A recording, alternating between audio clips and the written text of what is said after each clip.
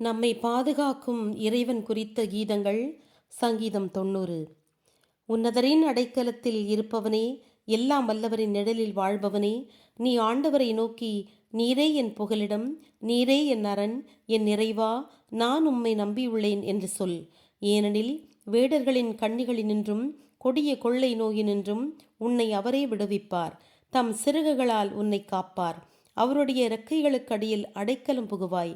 தவறாத அவருடைய வார்த்தை உனக்கு கேடயமும் கவசமும் போலிருக்கும். இரவின் பயங்கரத்துக்கும் பகலில் பறக்கும் அம்புக்கும் நீ அஞ்ச வேண்டியதில்லை. இருளில் உலவும் கொள்ளை நோய், நண்பகலில் துன்புறுத்தும் ஆபத்து எதற்குமே நீ அஞ்ச வேண்டியதில்லை.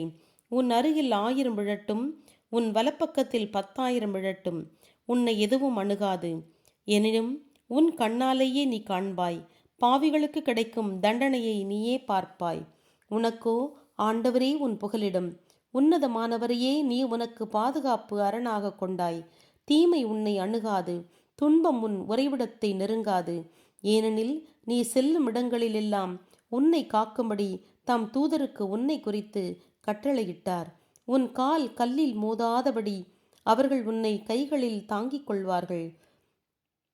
நச்சுப்பாம்பின் மீதும் விரியன் பாம்பின் மீதும் நடந்து செல்வாய். சிங்கத்தையும் பறவை நாகத்தையுமே மிதித்து போடுவாய். அவன் என்னையே சார்ந்திருப்பதால் அவனை விடுவிப்பேன். என் பெயரை அறிந்ததால் அவனை காப்பாற்றுவேன். என்னை நோக்கி கூப்பிடுவான், அவன் ஜெபத்தை கேட்பேன். துன்ப வேளையில் அவனோடு இருப்பேன். அவனை தப்புவித்து பெருமைப்படுத்துவேன். நீடிய வாழ்வினால் அவனுக்கு மன நிறைவு தருவேன். என் மீட்பினை அவனுக்கு காட்டுவேன். ஆமென்.